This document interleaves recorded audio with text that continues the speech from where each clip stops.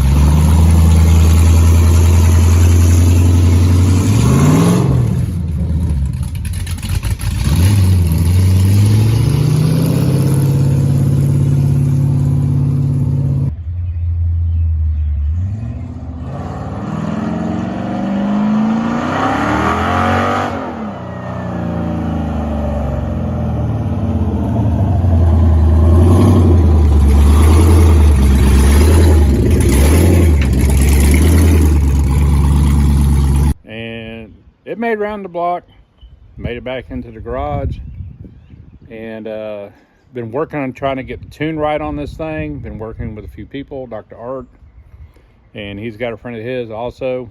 We've been trying to get this tune dialed in a little bit on this thing where I can drive it and then eventually get it to a dyno. And she's sounding better.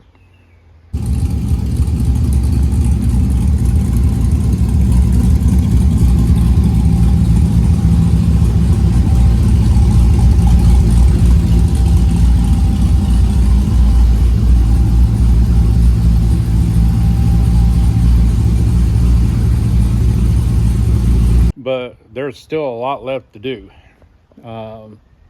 She idles fine. She's got a nice little chop to her. The problem I'm having right now is when I put it in gear, it'll stall out on me unless I feather it a little bit. I know that's in the tune somewheres, but it's getting closer.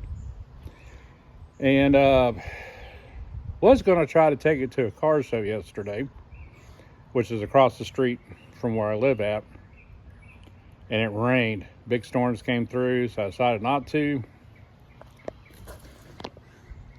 But, yep, she's registered now. Sit her and had her all cleaned up. Ready to go. But, no, with the rain and everything, I wasn't going to take a chance. So didn't do it. Finally changed out the tires. You saw in the one video of me going around the block, I had stock 14-inch rims in the front because the tires that we bought, or the tire rims that we bought, the tires were too wide and too big for the front. So those came off. Went with a smaller tire profile in the front. Took care of her issue. I can actually raise it up just a hair if I want. But I kind of like the fats in the back. A little bit narrow in the front. Still looks good. So that's a plus. What's to come on the Lark? Well, still fine tune everything. Get it where it's roadworthy. I ordered another harness kit for this thing. It's like a 12-channel harness. That way there I can get the headlights, tail lights, blinkers, hazards, instrumentation lights, stuff like that, fuel gauge. I could have just got all the wire and did it myself, but the time I added up all the wire I was going to need, plus the fuse box I wanted to get, it was going to cost way more. So ordered the kit, so hopefully it should be here anytime. So hopefully that'll do, but we're getting closer with it. And we're in talks now, like about upgrading the front brakes to Willwood. In the works on getting ready to get a windshield ordered for this thing, and just a bunch of little stuff, but she's getting closer. Now, the Honda. The project is taking forever as well. It's finally on its way getting put back together. So let me give you a look what's going on. So Ethan's been busy. He's got the dash and everything back in, the wiring harness all hooked back up. Everything's put together here now. New battery. And yes, it runs now. So with the positive momentum going on now with that, he's trying to get this thing finished up. Still a lot to do on it. We're going to get it back on the jack stands. Get rid of the drum brakes in the rear, do the disc brake conversion. Get that in. He's going to order new carpet for it. And then hopefully here soon, this thing's going to be back on the road. So really glad. And he's learned a lot about tearing a vehicle all the way down and putting it back together. Sometimes it can be stressful, but we worked through the kinks. She's a rudder. Everything works, the lights, the blinkers. So it's a plus for Ethan. And that's where that is with the Honda. Now we're out here in my backyard. We have a new addition to the backyard lot. And this story goes back all the way to around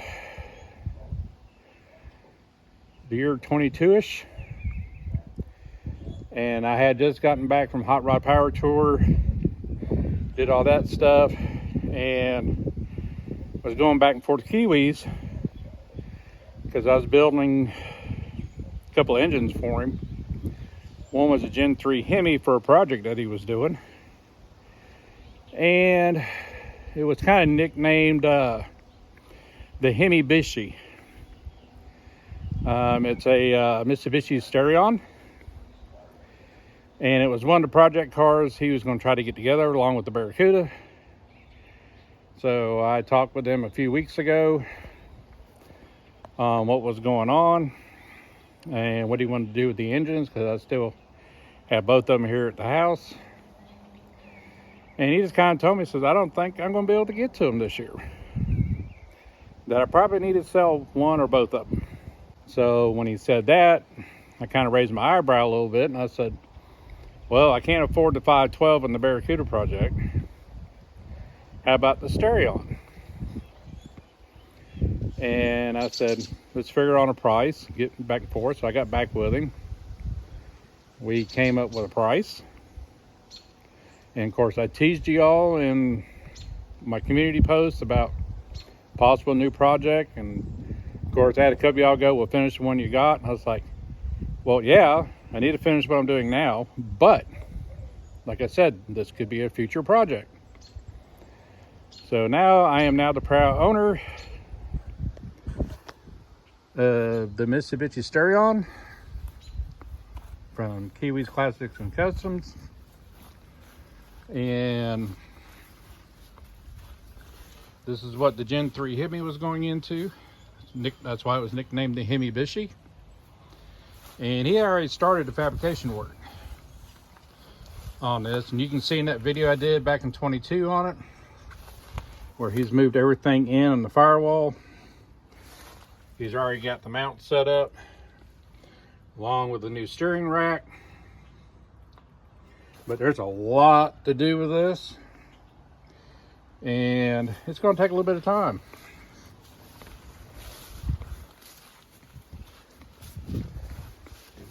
But she's going to need some love, that's for sure.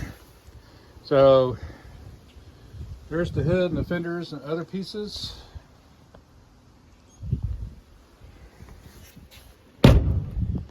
And man, let me tell you, it took a while to get this stuff loaded up. And it's going to be a big project. And I do have everything for this car panel-wise to put it back together, which is now all on my band trailer. I guess it was good for something. Now, the main reason I wanted to buy this project, actually there's two things. One, the engine I built for this car is now going to be going into my Charger, sitting there all by itself. She's been down for a few years. Just hadn't had time to get the engine out of it, and I was going to rebuild it. But now, since I've got the one that I built for the stereo on, that engine's going to be going into my Charger because I really want to get back on the road. Now, that being said, the stereo on is still going to be a Gen 3 Hemi. Now, the engine we're going to be using for it, and a lot of y'all know this truck. So the engine's going to be coming out of this and going into that. The reason is the truck's heavy. She's been banged up a few times. She's been a great burnout truck. And what it's going to cost to change transmissions out to one that we can actually tune with the engine, and the gear ratios and stuff is just going to be a lot of money. Or we can turn around and pull that engine out, and I think it's either 42 or 46 RE. We can attach to it and run the Holley Terminator X with this. And there's a big weight difference. Now, is the stereo on going to be put back together as a show car? No. It's going to end up being a rude, crude bracket car, and see what we can do with it. So, glad I got it. Thanks again, Kiwi. And can't wait to get that done. But that's all in time. I mean, it might happen this year on at least getting the engine in the Charger and getting it back on the road with a new set of tires, which would be the easiest thing to do. Get her back running and driving. And then after I get to a point with the Lark to where, okay, it's roadworthy now, we can do what we want with it. And that way Brad can enjoy it. I can take it to some events and then change some stuff as we go if needed.